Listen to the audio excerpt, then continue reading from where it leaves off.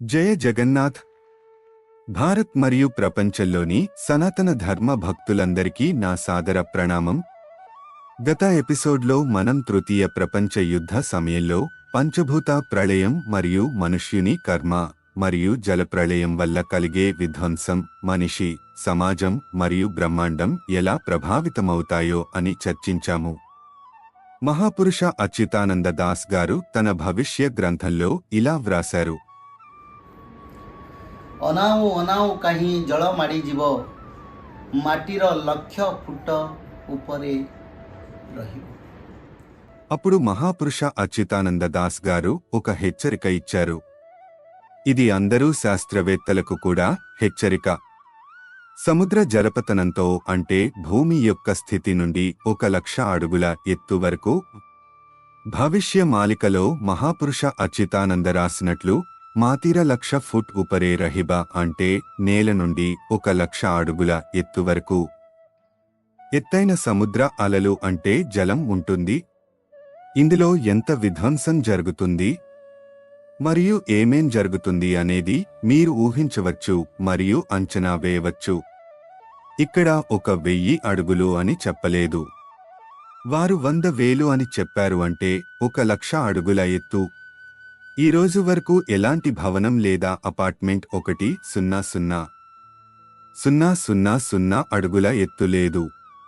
కాబట్టి జలప్రళయంలో ప్రపంచంలో అంత భయంకర విధ్వంసం అవుతుంది. దాన్ని వివరించడం సాధ్యం కాదు. ఇంకా ఒక చోట వారు ఏమి వ్రాశారు అంటే నీరు కొన్ని చోట్ల 1,00,000 అడుగుల ఎత్తు వరకు వస్తుంది. ఇంకా కొన్ని చోట్ల 50,000 అడుగుల వరకు ఉంటుంది. కొన్ని చోట్ల 30,000 ఉంటుంది. కొన్ని చోట్ల 1,000 కూడా ఉంటుంది. కొన్ని చోట్ల 500 అడుగుల ఉంటుంది. కానీ భక్తులు ధర్మ మార్గంలో ఉంటారు, మాలిక ధారను అనుసరిస్తారు, సుధర్మ మహాసంఘాన్ని అనుసరిస్తారు. నేను సూటిగా మాట్లాడుతున్నాను. మాలికలో వ్రాసినట్లుగా ధర్మ సంస్థాపన సుధర్మ మహాసంఘం ద్వారా జరుగుతుంది. భక్తులు మరియు మనుష్య సమాజానికి రక్షణనివ్వగల ఏకైక సంస్థ సుధర్మ మహాసంఘం. వారు మాలికలో వ్రాసినట్లుగా సముద్రపు నీరు కొన్ని చోట్ల 1,00,000 అడుగుల వరకు పెరుగుతుంది మరియు దాని నుంచి రక్షణకు ప్రమాణాన్ని కూడా ఇచ్చారు. మహాపురుష అచ్యుతానంద మాలికలో రాశారు. ఎంత బాగా వ్రాశారు! భయపడుతున్నవారికి నేను చెబుతాను, పరిహాసం చేస్తున్నవారికి కూడా చెబుతాను. మీరు వినండి మరియు అర్థం చేసుకోండి. ఎవ్వరినీ భయపెట్టడానికి మాలికను వ్రాయలేదు. మాలికలో వ్రాసినట్లు ఆపద వస్తుంది, సమస్య వస్తుంది, పరిష్కారం మార్గాన్ని చూపిస్తుంది. మానవ సమాజానికి ముందు జాగ్రత్తలు మరియు రక్షణ మార్గం కూడా చెప్పారు. అచ్యుతానంద వ్రాశారు: ఒకవైపున జల విధ్వంసంలో బ్రహ్మాండంలోని పాపాత్ములు నశిస్తారు. సముద్రం వస్తుంది, భూమిపై నీటి అలలు ఉంటాయి. నేను గత ఎపిసోడ్లో చెప్పాను.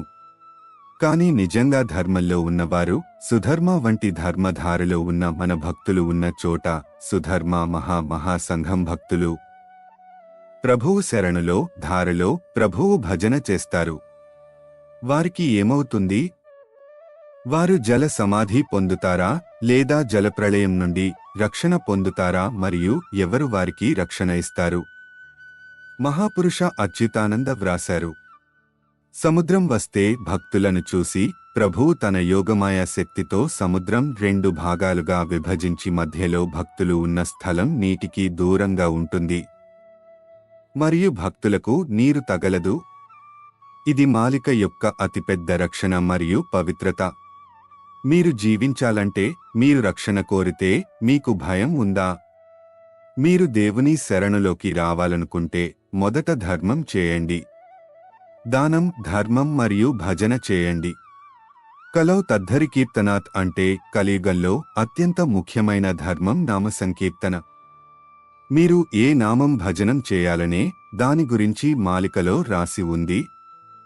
అన్ని నామాలు పనిచేయవు, ఎందుకంటే 4 యుగాల్లో సత్యయుగంలో ప్రభు నారాయణ మరియు మహావిష్ణు నామాలకు గొప్ప ప్రాముఖ్యత ఉంది. త్రేతాయుగంలో రామనామంతో భక్తులు మోక్షం పొందారు. ద్వాపరయుగంలో భగవాన్ శ్రీకృష్ణ నామ భజన చేస్తూ భక్తులు మోక్షం పొందారు. మరియు కలియుగంలో జగన్నాథ నామంతో భక్తులు మోక్షం పొందారు. కలియుగం ముగిసిన తర్వాత వచ్చే కొత్త యుగం ఆద్య సత్య యుగంలో ప్రభావవంతమైన నామం ఏది? మీరు సుధర్మ మహాసంఘంలో చేరితే మీకు దీని గురించి పూర్తి సమాచారం లభిస్తుంది. ఆ సమయంలో ఆ నామానికి ఏమి ప్రభావం ఉంటుంది?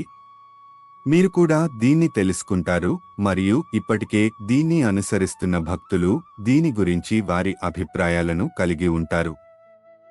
కేవలం వారు మాత్రమే దీన్ని అర్థం చేసుకోగలరు. అందువల్ల మీరు ధర్మంలోకి రండి. ఉత్తర దిక్కులో లక్షల అడుగుల ఎత్తులో అనంత యుగాల నుండి మంచుతో కప్పబడిన పర్వతాలు ఉన్నాయి. అవి కరిగి సముద్రంలో కలిసినప్పుడు సముద్రం కొన్ని చోట్ల 1,00,000 అడుగుల ఎత్తులో వస్తుంది. ఆ సమయంలో భక్తులకు భగవంతుని నామము, భజన, కీర్తన మరియు ధార అనేవి మాత్రమే రక్షణ కల్పిస్తాయి. కాబట్టి మీరు కూడా అర్థం చేసుకోండి మరియు ఆలోచించండి. మీ వివేకంతో ప్రశ్నించండి. సమయానికి ముందే మీకోసం కొన్ని మంచి పనులు మరియు ఎక్కడ మీకు రక్షణ లభిస్తుందో అటువంటి మంచి స్థానాన్ని నిర్ణయించుకోండి. ఎక్కడైనా శాస్త్రీయ వ్యవస్థ మరియు ఆధునిక వ్యవస్థలు మనుషులకు రక్షణను ఇవ్వలేకపోతాయి. దేవుడే రక్షణ మరియు మాలికే రక్షణ. మాలికను వినండి మరియు అర్థం చేసుకోండి. మీ వ్యక్తిగత జీవితంలో పవిత్రమైన ధారతో దానిని సాధించండి. దీని ద్వారా మీరు ఒక మంచి మనిషిగా మారగలరు.